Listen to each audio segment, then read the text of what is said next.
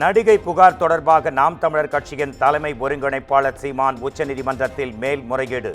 உயர்நீதிமன்ற உத்தரவுக்கு எதிராக உச்சநீதிமன்றத்தில் சீமான் மேல்முறையீட்டு மனு தாக்கல்.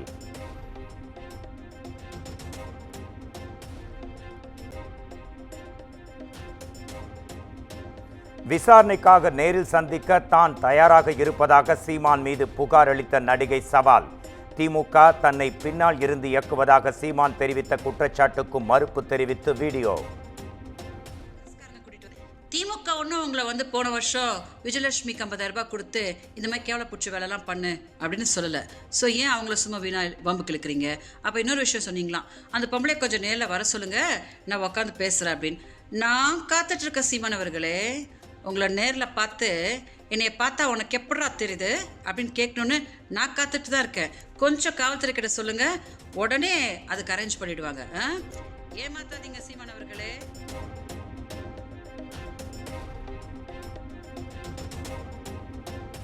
நடிகை அளித்த பாலியல் புகாரில் வளசரவாக்கம் போலீசாரின் விசாரணைக்கு ஆஜராகாத சீமான். சென்னை நீலாங்கரையில் உள்ள வீட்டில் மீண்டும் சம்மனை ஒட்டிய காவல்துறை.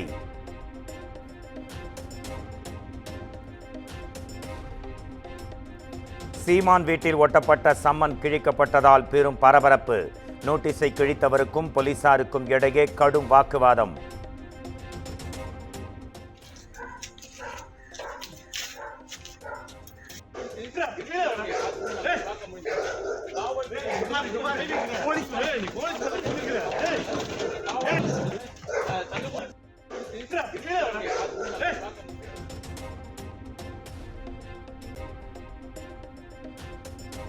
சம்மன் ஒட்டச் சென்ற காவலர்களுடன் வாக்குவாதத்தில் ஈடுபட்டதாக சீமானின் வீட்டு காவலாளி கைது.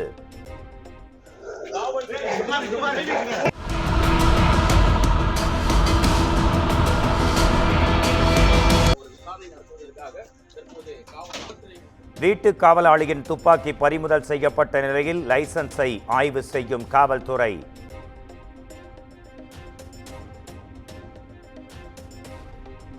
சீமான் வீட்டு பாதுகாவலர் அமல்ராஜ் மீது கொலை முயற்சி உள்பட 5 பிரிவுகளின் கீழ் வழக்கு பதிவு.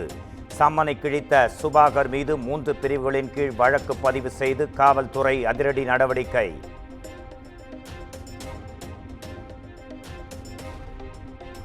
சென்னை நீலாங்கரை காவல் நிலையத்தில் குவிந்த நாம் தமிழர் கட்சி நிர்வாகிகள் மற்றும் தொண்டர்கள். சீமான் வீட்டில் போலீசார் தான் அத்துமீறி நடந்து கொண்டதாக குற்றச்சாட்டு.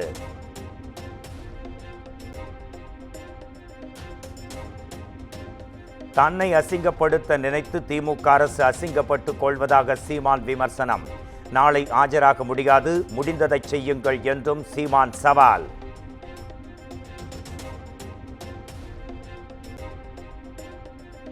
சென்னை நீலாங்கரை இல்லத்தில் நடைபெற்ற சம்பவத்திற்கு போலீசாரிடம் மன்னிப்பு கோரிய சீமான் மனைவி. போலீசாருடன் வாக்குவாதத்தில் ஈடுபட்ட நிலையில் கயல்விழி மன்னிப்பு கோரினார்.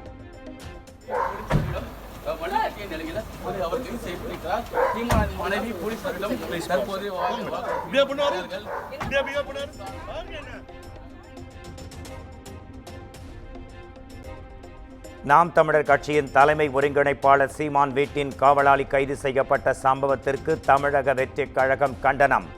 சீமான் வீட்டு காவலாளியை போலீசார் கைது செய்திருப்பது வருத்தமளிப்பதாகவும் கொள்கை பரப்பு இணைச் செயலாளர் ரயுலா மணி எக்ஸ் தளத்தில் பதிவு.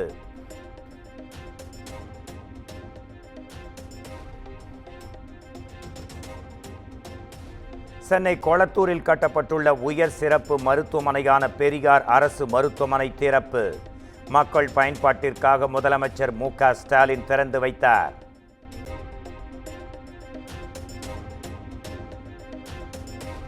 மாற்றுத்திறனாளிகளுக்கு உள்ளாட்சி அமைப்புகளில் பிரதிநிதித்துவம் கொடுக்க சட்ட திருத்தம் கொண்டு வரப்படும்.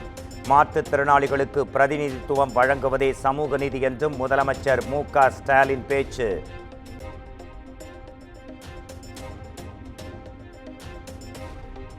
மருத்துவமும் கல்வியும் திராவிட மாடல் அரசின் இரு கண்கள். சென்னை கொளத்தூர் அரசு மருத்துவமனை திறப்பு விழாவில் முதலமைச்சர் மு.க. ஸ்டாலின் உரை.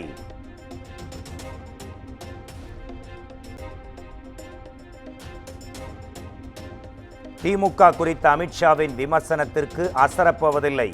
அவரின் விமர்சனம் மும்மொழி கொள்கை பிரச்சனையை திசை திருப்பும் செயல் என்றும் துணை முதலமைச்சர் உதயநிதி ஸ்டாலின் பேட்டி. விமான நிலையம் அமைக்க பரந்தூரை தேர்வு செய்தது மாநில அரசுதான். இடத்தேர்வில் மத்திய அரசுக்கு தொடர்பு இல்லை என்று மத்திய அமைச்சர் ராம்மோகன் நாயுடு விளக்கம்.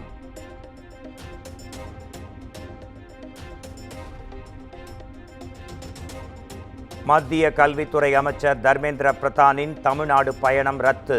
சென்னை ஐஐடியில் நாளை நடைபெறும் நிகழ்ச்சியில் பங்கேற்க மாட்டார் என அறிவிப்பு.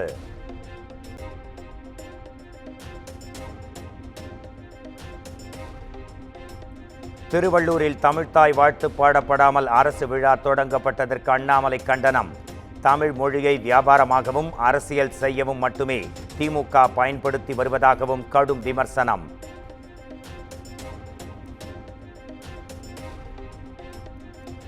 கள்ளக்குறிச்சியில் உயிரிழந்தவர்கள் குடித்த சாராயத்தில் மெத்தனால் இருந்தது உறுதி. உயிரிழந்தவரின் உடற்கூறாய்வு அறிக்கையின் மூலம் உறுதியானது.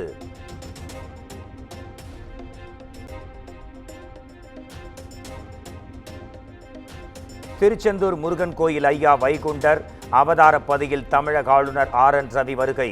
ஆளுநர் சுவாமி தரிசனம் செய்வதற்காக வந்தபோது அருகிலிருந்த ஜெனரேட்டர் அறையில் புகை கிளம்பியதால் பெரும் பரபரப்பு.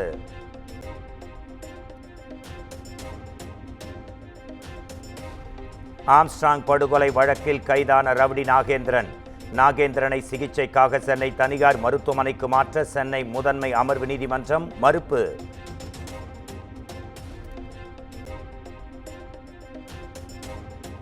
சென்னை அண்ணா நகரில் ரவுடி ராபர்ட் படுகொலை செய்யப்பட்ட வழக்கில் 6 பேரை கைது செய்து காவல்துறையினர் தீவிர விசாரணை.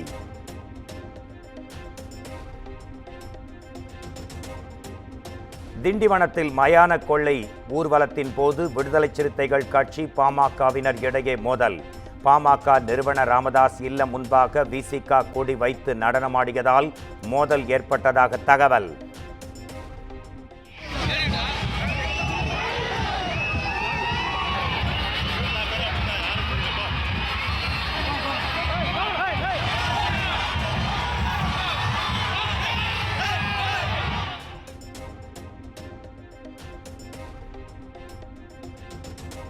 வேலூர் மாவட்டம் விருதம்பட்டு காவல் நிலைய காவலர் அருண் கண்மணி சஸ்பெண்ட்.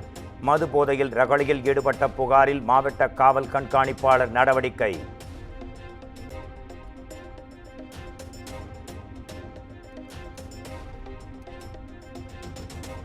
சேலம் மாவட்டம் வாழப்பாடி அருகே நடைபெற்ற ஜல்லிக்கட்டு பாதியிலேயே நிறுத்தம். காளைகளை டோக்கன் முறைப்படி வாடிவாசலில் அவிழ்த்து விடவில்லை என குற்றச்சாட்டு.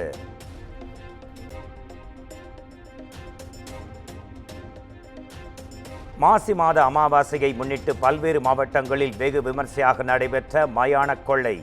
அலகு குத்தி ஏராளமான பக்தர்கள் நேர்த்திக் கடன்.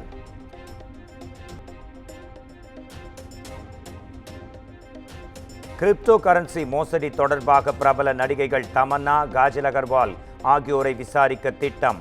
புதுச்சேரி சைபர் கிரைம் போலீசார் விசாரிக்க முடிவு செய்திருப்பதாக தகவல்.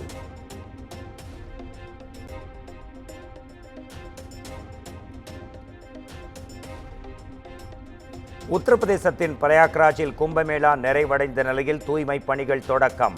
முதலமைச்சர் யோகி ஆதித்யநாத் தொடங்கி வைத்த நிலையில் தூய்மை பணியாளர்களுக்கு 10,000 ரூபாய் ஊக்கத்தொகை அறிவிப்பு.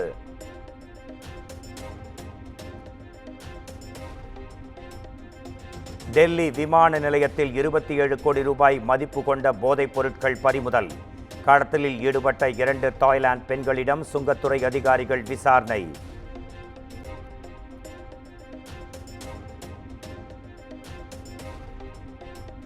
மேற்கு வங்க வாக்காளர் பட்டியலில் தேர்தல் ஆணையத்தின் உதவியுடன் வெளிமாநில வாக்காளர்களை பாஜக சேர்க்கிறது. நடவடிக்கை எடுக்காவிட்டால் தேர்தல் ஆணைய அலுவலகம் முன் காலவரையற்ற போராட்டம் நடத்த தயங்க மாட்டேன் என மமதா பானர்ஜி எச்சரிக்கை.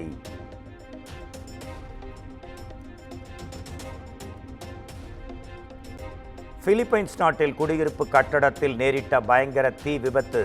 மீட்பு பணிகள் தீவிரப்படுத்தப்பட்டுள்ள நிலையில் 8 பேர் இதுவரை உயிரிழப்பு.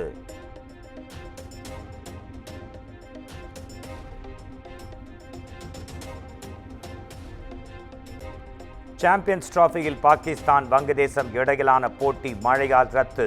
ஒரு போட்டியில் கூட வெற்றி பெற முடியாமல் தொடரில் இருந்து விடைபெற்றது நடப்பு சாம்பியன் பாகிஸ்தான்.